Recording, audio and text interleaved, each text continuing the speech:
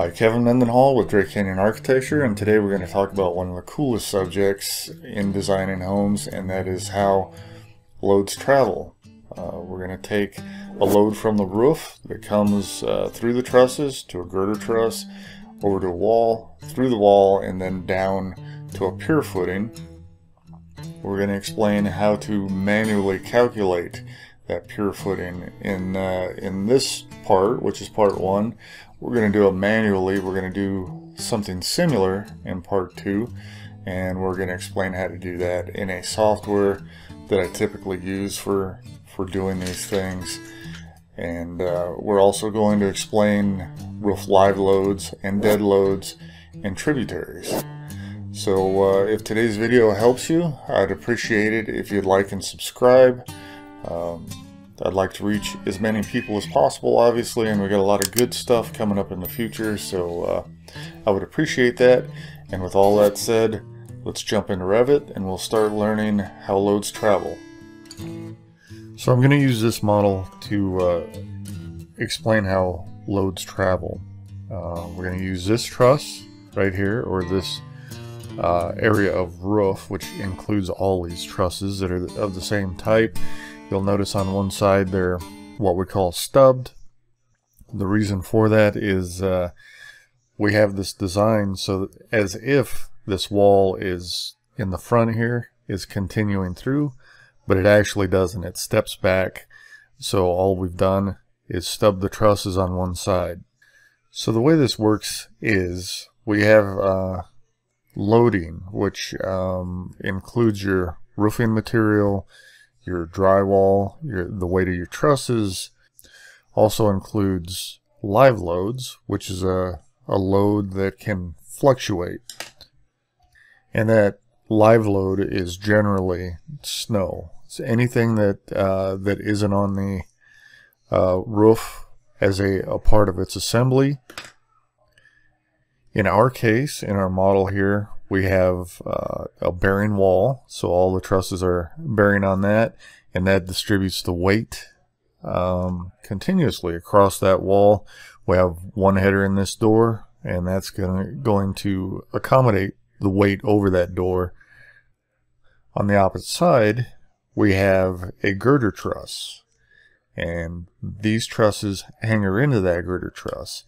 So what we need to know is what our tributary width is, and that is actually from the girder to the wall, and then divide that in two.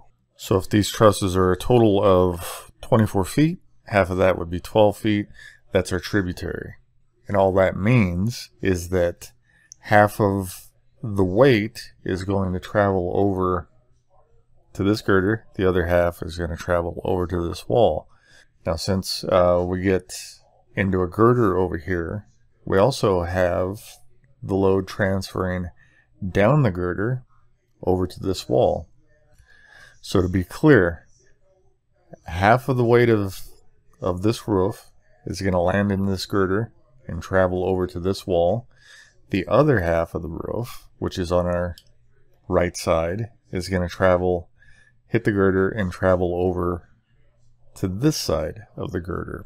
And that is what is known as a point load. You have or a concentrated load, which is going to land, all that weight is going to accumulate in one spot, and then that has to transfer down to the footer.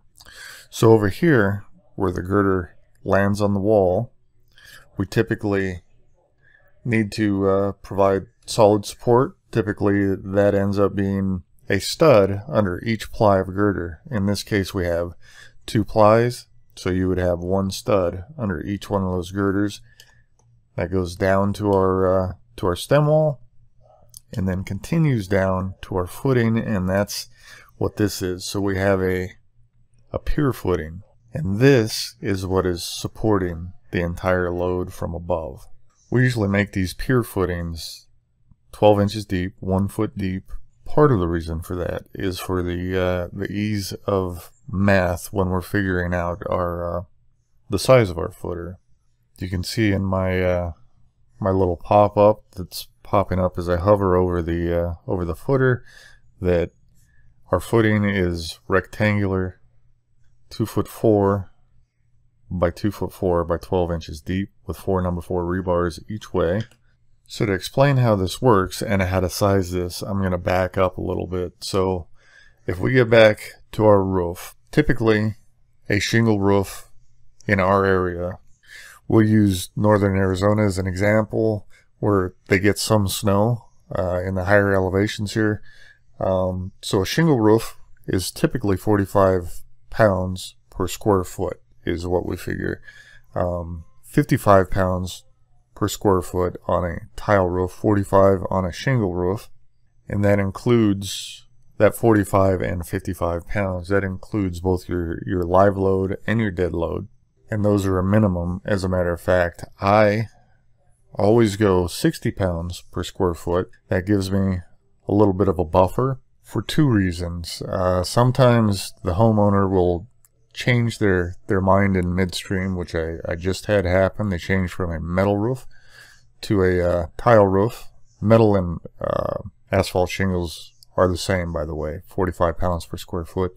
Tile being much heavier, 55 pounds per square foot. But if I use the 60 pounds per square foot weight, then if they change from whatever to tile, that's already taken care of. I know that everything is structurally sound. And as far as all this goes, wood and concrete are worth their weight in gold. There's no reason to really skimp when it comes to your structure, because it is the very most important thing in the entire design process is for your building to be structurally sound. So I always go just a little bit heavy, and it helps get it through the building department a little bit quicker as well when you're overstruck, as it's called. So we're going to take our area, we'll figure out what that is here in just a minute, and we'll multiply that area times 60, and we'll bring that down to this footer. And the other important thing to know in your area, and it varies from area to area, is what your soil bearing pressure is, or your soil bearing value. In our area up in northern Arizona, it's 1,500 pounds per square foot. So if this footer was 2 foot by 2 foot, that's a total of 4 square feet, and it becomes 4 cubic feet because we're 1 foot deep, and that's where I was explaining about the 1 foot thickness. So a 2 foot by 2 foot by 1 foot deep footer will accommodate a load of 6,000 pounds. So that's 4 cubic feet times whatever your soil bearing value is. Soil bearing pressure is 1,500. So 4 times 1,500 is 6,000 pounds. So let's do this for real. We'll go to our floor plan. I want to find out what our distance is. So I know that our trusses or our girder are at this reference plane right here, and they span over to this wall. So I'm going to pull that dimension, frame to girder. That's 29 foot 3 inches. And I know that our trusses also run from this wall over to this wall, and I'm going to go outside to outside. Again, I always try to figure everything at its maximum. So I use a Construction Master calculator that allows me to calculate feet and inches, square footage, and whatnot. As I mentioned earlier, half of this load is landing on this wall, the other half in this girder. This whole area is going to travel down that girder, so I'm looking for the area of that 1/4 of the roof. So my 29 feet 3 inches times 22 is 643.5 square feet, and divide that by 4 is 160, just under 161 square feet. So I'm going to go 161 times our multiplier of 60 pounds, and that works out to be 9,660 pounds. So let's go back to our 3D view. So we know that this footer needs to be able to support 9,660 pounds. I'm going to do this calculation by hand first so that you can see how it's done, and then in part 2 I'll come back and we'll do this with another software. So the best way that I've found to do this, the easiest way, rather than trying to convert fractions into feet and inches, I've just created a chart, which is 2 feet by 2 feet by 1 foot deep, is 4 cubic feet times 1,500. That gives us a total footer that will accommodate 6,000 pounds. And you can see I just did the same math with my Construction Master calculator and converted to cubic feet times soil bearing, and that gives us our weight that footer will accommodate. So in our case, we have 10,000 pounds that we've estimated that we need to support, and so that means our footer will be this 2'8" by 2'8". So I will select that footer and just going to drop that down here, and that'll change. You can see that I already have my footers labeled here: 2'8" by 2'8" by 12 deep, 5 number 4 rebars. I try to keep the rebar at about 6 inches apart, a rough rule of thumb.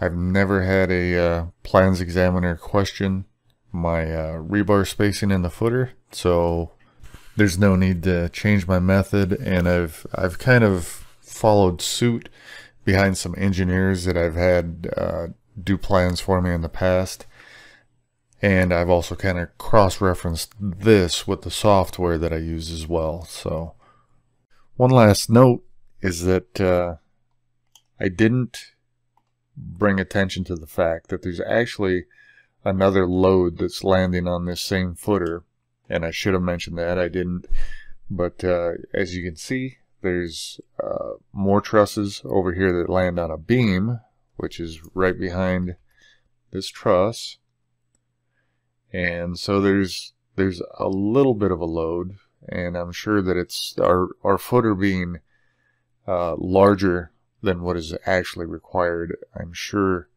if we were to take the time to look at this, it's more than adequate because I've bumped everything up. So it's this footer is sized what it needs to be and then some by a pretty substantial amount. And that's it for part 1. In part 2, I will go over the same process, but we'll do that in the software that I use. That's it for part 1. Thank you for watching. Please like and subscribe, and we'll see you guys next time.